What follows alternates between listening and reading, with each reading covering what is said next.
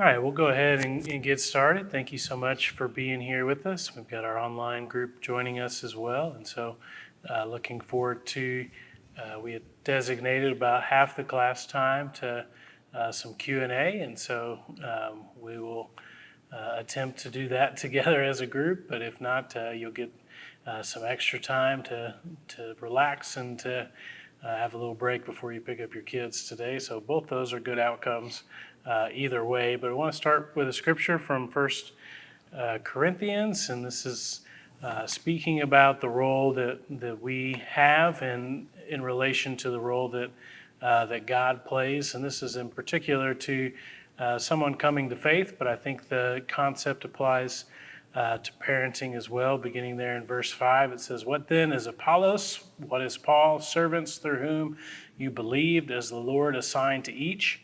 I planted, Apollos watered, but God gave the growth. So neither he who plants nor he who waters is anything, but only God who gives the growth. He who plants and he who waters are one, and each will receive his wages according to his labor. For we are God's fellow workers. You are God's field, God's building. According to the grace given to me, like a skilled master builder, I laid a foundation, and someone else is building upon it. Let each one take care of how he builds upon it, for no one can lay a foundation other than that which was laid, which is Jesus Christ. Now if anyone builds the foundation with gold and silver and precious stones and wood and hay and straw, each one's work will become manifest, for the day will disclose it, because it will be revealed by fire, and the fire will test what sort of work each one has done. If the work that anyone has built on the foundation survives, then he will receive a reward. If anyone's work is burned up, then he will suffer loss, though he himself will be saved, but only as through fire." And so maybe that last section there is a little bit, more related to the work of evangelism, but I do believe that we all need to recognize the role that God plays in our children's lives and the role that we play in relation to that. Harold Shank, who some of you may know, worked at OC for a long time, says the main point of both metaphors here is that success doesn't come by human agency. God makes the seed grow and causes the building to stand. And I think in some ways that gives us a good perspective, and I'd love to hear our kind of thoughts on that. So our first question for this morning is, how do we parent in a way that recognizes that God provides the growth? How does this affect our daily mindset? Any thoughts about that? I will start us off. So, one thing that I don't know, I as much did with my older two, but certainly with Jeremiah is, I let him know that he is a gift that God gave to us, and that we have a very specific job to do. We have a purpose, and I let him know that God is going to hold us accountable for how we raise him. And, and also I recognize he's a very competitive child. And so, even at right now, planting to see that there is really a spiritual war going on. Even at his age, there are some powers at work. And so it's my job to equip him as best that I can, and recognizing, God is ultimately going to be the one that, is going to have to work on him as well. But it's my job to implant those things for him to think about. And so, I just very blatant, are you going to let God win today? Or are you going to let Satan win today? And, even last week, his behavior was terrible. And so I said, you let Satan win today. And so that really gets his attention. And, just like I said, I'll plant some seeds. I know Steve will come on and plant his own seeds. And then, ultimately, it's going to be through what we plant in him. Eventually, God is going to reveal that in him. I think also what we really try to do is whatever we teach him or ask him to do, we ask him to always, trust in God. Know that God has his hand in your life if you allow it. If you allow God to be in control of your life, the seeds that we plant, God will help them to grow in you and not do it on your own. I think I mentioned it's not of a human agency, but just trusting in God, excuse me, for your growth in your own development, whether even in school, even in in the things that he has to go through, trusting God to help you. He's blessed you with a sound mind. Just continue to trust in him to help you grow, to do well in school, to do well in anything that you put your hand to do, and especially in your spiritual growth. Just always know that that growth is going to come from God if you allow him to have his hand involved in the work that you're doing in life.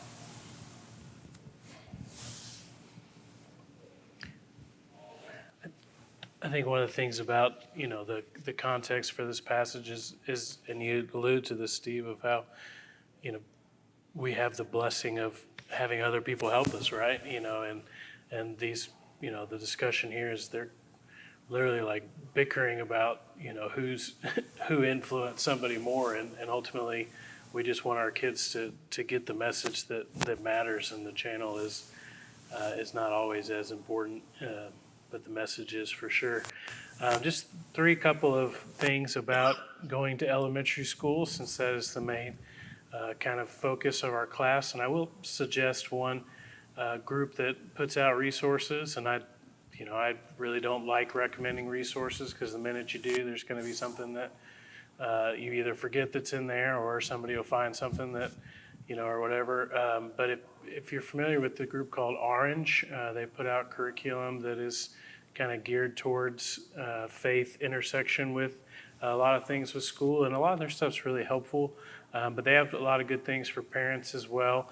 One of their resources is called It's Just a Phase, and it speaks to some of these developmental pieces, but some of the ones that are assigned for going to elementary school is the first is to embrace the fact that it's a period of discovery. Elementary school is a season of discovering how the world works, how to have fun in it.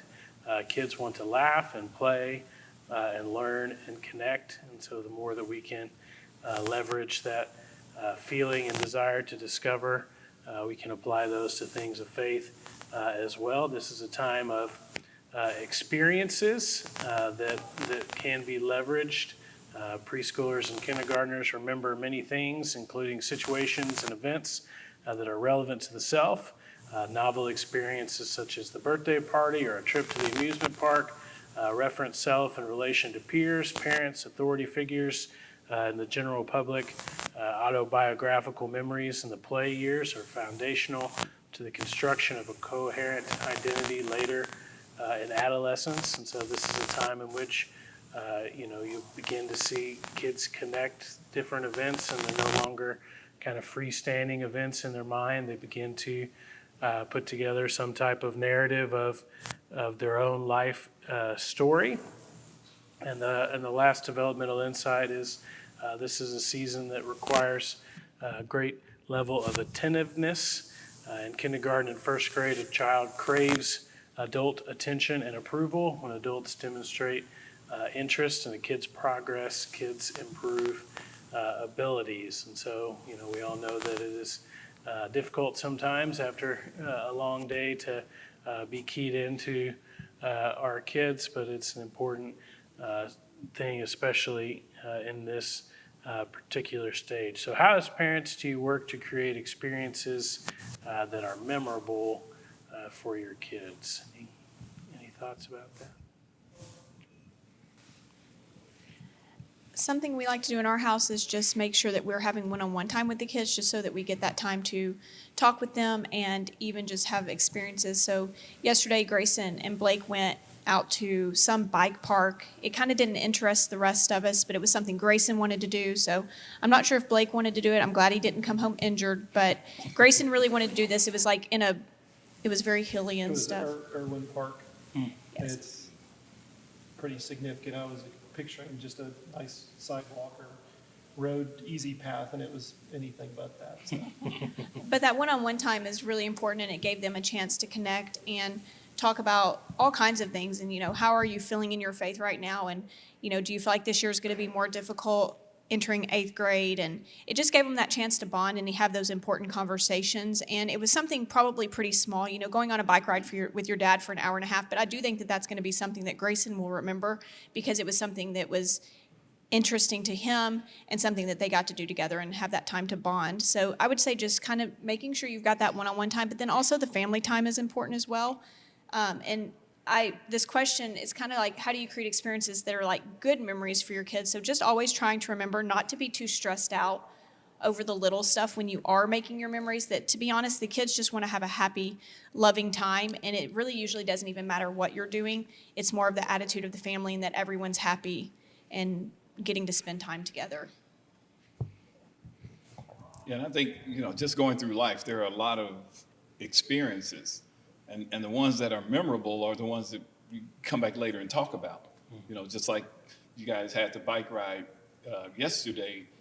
Well, maybe 2, 3, 4, 10 years from now, you're having a conversation and you're talking about, hey, remember that bike ride? And I know with our older kids, sometimes when they were in college, they would come home from college and it was kind of quiet. Everybody's pretty quiet. But whenever we started talking about things that happened in the past, they would lighten up and they would just get engaged in the conversation, and especially when it related to themselves, how they felt or how the experience that they went through, and just being able to just continuously, have those conversations, to take a walk back in time, laugh, talk, especially when it comes to spiritual things that happen, in church activities, the church camps and things like that. It just really helps, I think, to build up memories that they want to continue as they get older in life and have their families.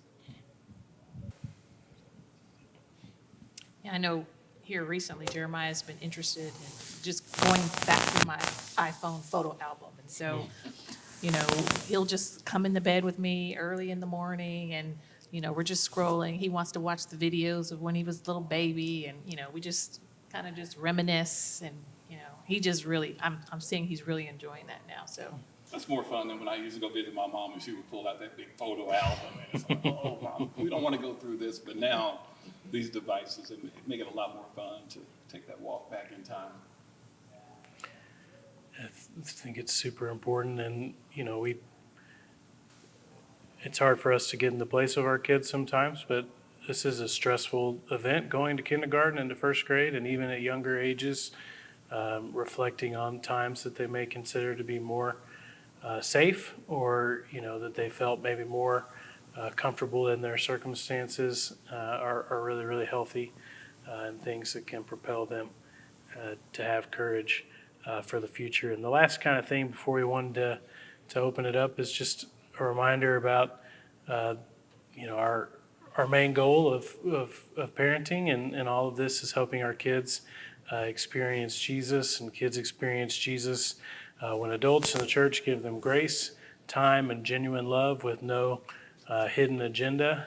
And that last part is easier said than done, right?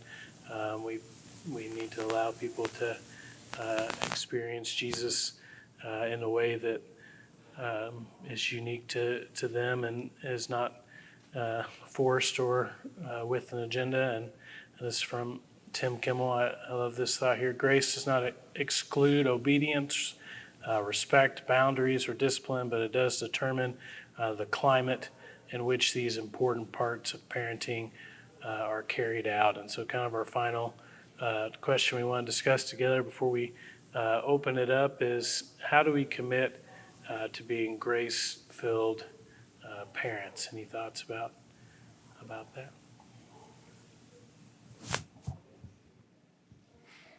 I know I've said it in the past classes, but just letting our kids know that they're not going to be perfect and they're going to make mistakes. And I was even talking to Hadley last night. She's our youngest.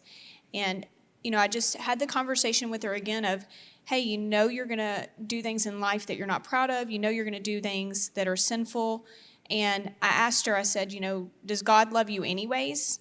even if you do those things, and her answer was yes. And I said, do I love you anyways?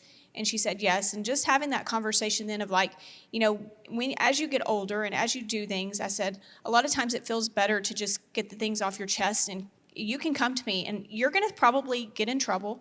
You might even have a punishment or a consequence for what's happened. However, I will help you solve your problems. And it doesn't mean that I don't love you. It doesn't mean that I'm going to stop loving you. It just means that there are consequences for our actions, but that I will continue to love you, and we can usually find a way to make it better or make it right. And then, you always feel better when you get to that point. So I think that it's very important on this grace field is just continuing to have the conversations with your kids that they're going to make mistakes and that it's okay. And that oftentimes we can grow from those mistakes. And when we went back to our earlier verses of the growth comes from God, and a lot of times the growth comes from mistakes as well. If you look back at the Bible characters, they made many, many mistakes. And oftentimes that is where their growth came from. And so just reminding our kids that they're not expected to be perfect. God doesn't expect that. We don't either. And it's okay. And just giving them that comfortability of coming to us when those things do happen. Absolutely. And I also think it's always helpful to frame things, we need grace. I'm reminded every day how much I need grace, how much I'm still a work in progress. And so, that reminds me, how patient I need to be with him because, I want God to have that same patience with me. And so, striking that balance of, yes, we're supposed to, teach the obedience and that is a struggle, but, really kind of genuinely and being intentional about thinking about those things and just, again, framing it, well, these are things that I need. And even sometimes even sharing that with him. And, I think it shows this is not just you, this is all of us. And Nicole, to add to that is, I'm glad you brought that up. Something with Hadley recently, we've been adding into our prayers of, let me be forgiving of others. The Lord's Prayer says, as I forgive others, please forgive me of my trespasses as you forgive me of mine. And so just adding that in there of, let me be forgiving, Lord, and let me remember to be forgiving because I need that forgiveness from you. And just having them at a young age start thinking about that, like, we do need to be careful about forgiving others because we all need it from God and we all want it. So. To that note, there's a helpful parable that communicates that message, right? About, the guy who owes much and then is forgiven and then takes it out on the person who owes him something, right? You might have to tune that one down to maybe some kindergarten or first grade language, but it definitely communicates this message in a real practical way, for sure. But that, those stories are great for teaching timeless principles as well. So we've got about 20 minutes, and we want to devote it to Q&A time. We did get an email that was real helpful that I need to repeat the question so our online folks know what we're talking about afterwards. So that's a good thought. So if you have a question, I'll try to repeat it for the online folks, and then let our panelist here take a run at it. But any questions over the last kind of 3 sessions or about just the transition to school? We already primed you, Derek. You're gonna have to ask a question.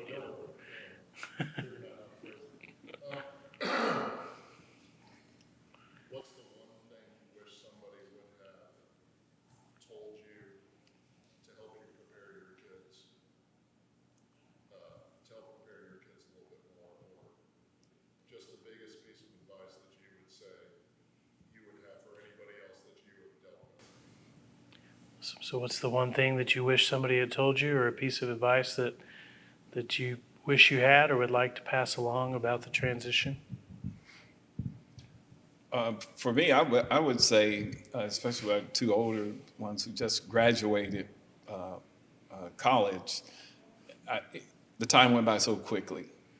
And I think if I could go back and spend more time, I think we talked about it before, at the end of their day when they get home from school and we get home from work, really spend more time really talking about, their day, and not from it's a Q&A time between me and the kids, but just to have a genuine relationship and a conversation about things that happened at school that day, things that happened with their friends, things that were challenging, things that were fun, and just make that just a routine conversation, and it's just part of life, and just so that it gets to a point to where your children are looking forward to coming home and telling you about their day because they know that you have a genuine interest in how their day went.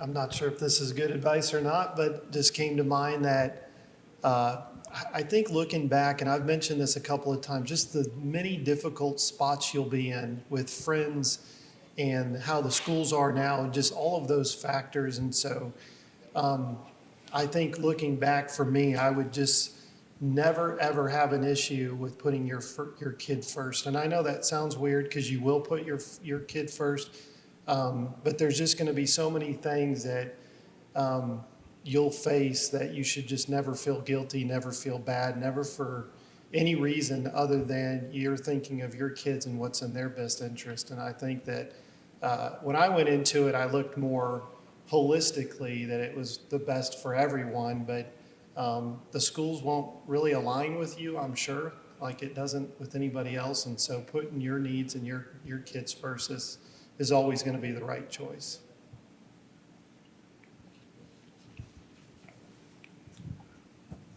Any other questions that our team can discuss?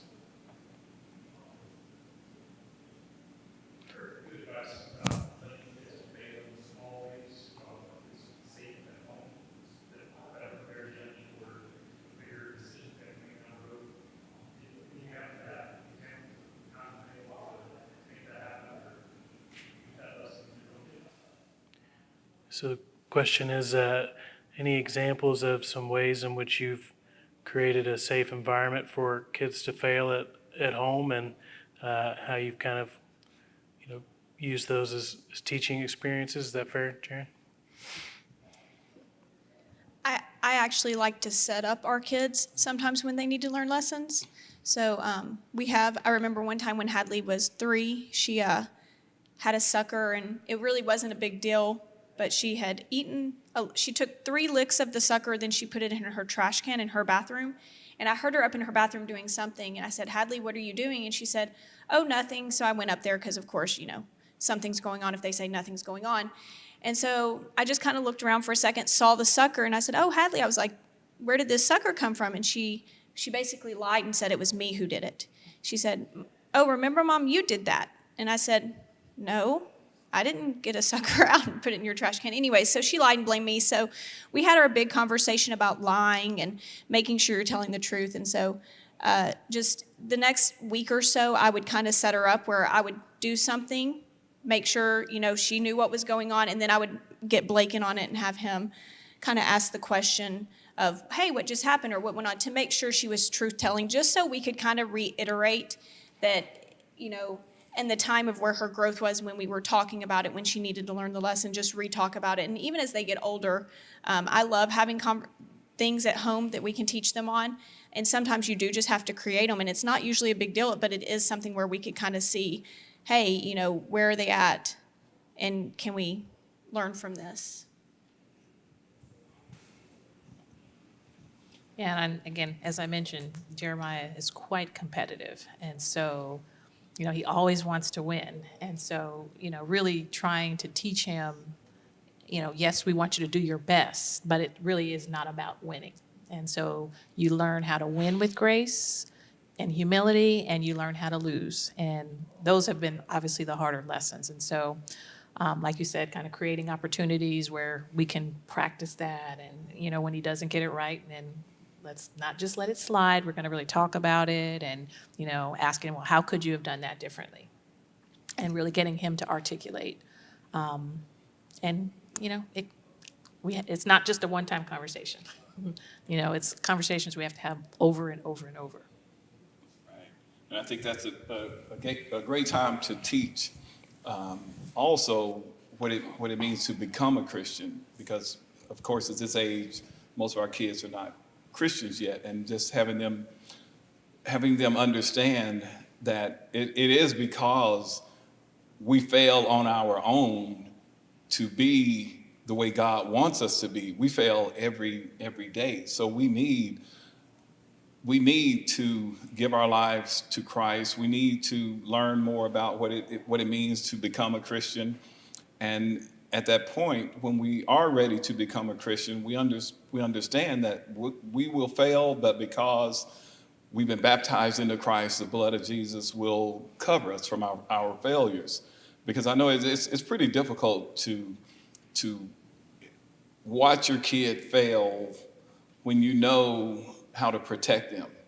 You know, need to talk more with Sarah about creating opportunities to fail for your kids. But it's just, I think it's a great teaching moment. And as you're teaching your child to become a Christian, just understanding that that's why Jesus went to the cross, because we fail so much into being what God would have us to be. And failure is not a problem. It's just, you just have to realize that when you're in Christ, there is a way to cover those failures. In life, there's consequences for your failures, and you may experience those, but in Christ, you can fail and still actually be a winner. And being a winner, like Nicole said, that's a term Jeremiah understands very well. You know, because at the end of the day, it's not the goal of us to trip our kids up for failure. That's no pleasure in that. But we are trying to equip them. So maybe there's something you can help with us. Our middle school son, Eli, going into 6th grade, struggles with remembering. So we'll give him 3 tasks. He'll no doubt do one of them, but not the other 2. And so it's constant things like that of just trying to teach him how do you remember? Yeah, I've been in 6th grade. How are you going to get the assignments and make sure you do your homework? So maybe you have suggestions for us, but we've tried to test him constantly, knowing that he might fail, but it's also with only, the objection there is just to, succeed and figure out how he can start remembering. So if you have any thoughts, I'd love to hear it. I called my mom this week. My mom taught kindergarten for 30 years, and I was talking to her a little bit about, this class and different things, and about the failure subject. She said something that I thought was pretty interesting. She's like, for a lot of kids, like, not only are they processing the experience that just happened, but they're also comparing what they're experiencing at school when they mess up to what they're experiencing at home when they mess up, right?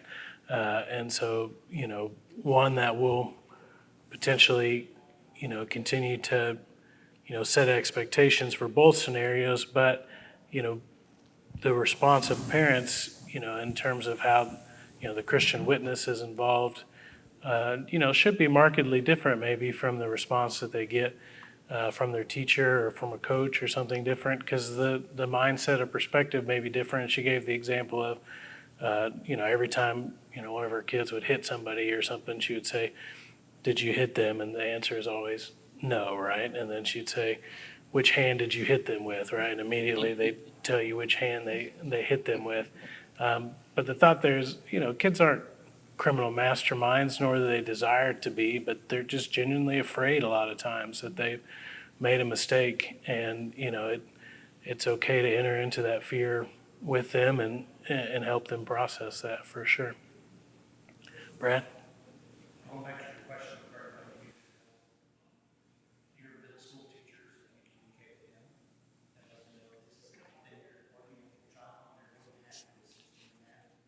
Also, if I was a school teacher, and one of my products and was a lot of online learning platforms that we're having using now as teachers and students. And I know in my school, I teach middle school, and my school, I have everything those kids are doing in their online platform for them to be able to see. And their parents have access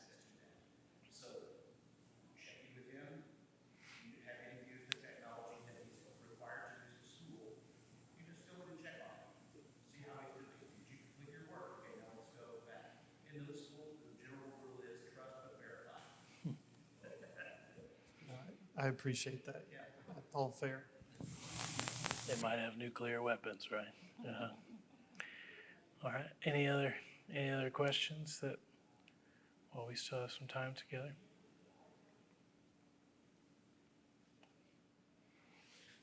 How did y'all handle what would I say be the biggest difference between the first kid going and the second? Question is, was the difference between the first kid making the transition and the second kid making the transition? Second-time parents are always more laid back. At the school, I teach third, but just at the kindergarten level, you can always tell the parents of the kids where that's their oldest child coming in. They're very over the top. They want everything to be perfect. They are involved in everything, but by the time your second one gets there, you obviously are going to have less time. So they're way less involved. And not that that's a bad thing, but just remembering that the kids need to figure it out. And someone said earlier, and it reminded me, like, not to save your kid all the time. Like, and the first kids usually get saved by their parents a lot. But then usually by the second one, if you forget your lunch, I'm sorry, can't come up, I'm busy. Whereas usually with that first child, they're very much more willing to save that child and say, yes, honey, I can bring you your lunch, just try to remember it next time and that kind of thing. So just remembering that usually by the second one, it is much more laid back, but not that that's wrong either.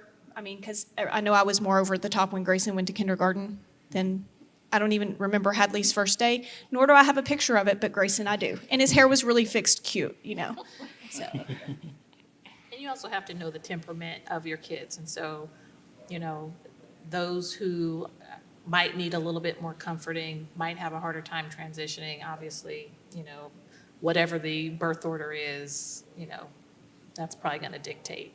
Again, it was so long ago with the first two, and they were so close together. I'm sure they were both pretty similar in how their approach was transitioning. And, like you mentioned, our kids, they did the structured pre-K programs, and so the transition to kindergarten was a little less obvious, but, for Jeremiah, I was probably more over the top with him because I was older and, you know better, but anyway. And he's the last one. We have to get it right this time.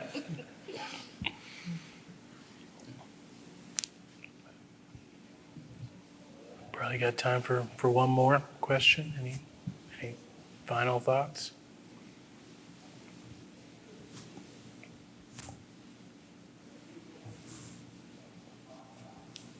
I have a final thought. Go for it. I'm glad we have, these parenting roadmap classes now, and someone asked a question about, what do you wish could have happened?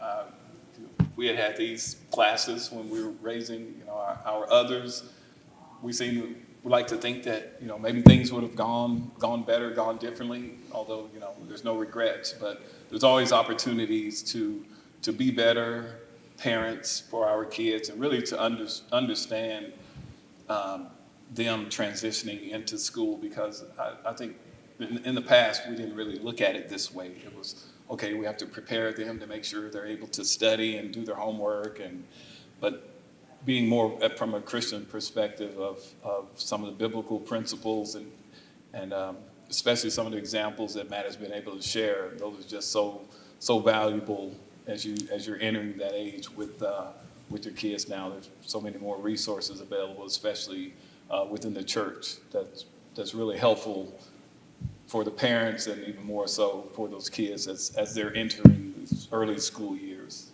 So really appreciate it, Matt. and to add on to that, we've always enjoyed, because you're right, if we'd had these parenting roadmap classes, it would have been nice to be able to ask questions and things. But finding a family who's got kids a little bit older than you, we've always had people that we really respect and think, oh man, their kids are, we really like how they've done their kids. And just creating a relationship with them so that you have someone to ask questions to and bounce things off. And it's always kind of been helpful having that person who's a step ahead of us that we can have those conversations with and get their advice.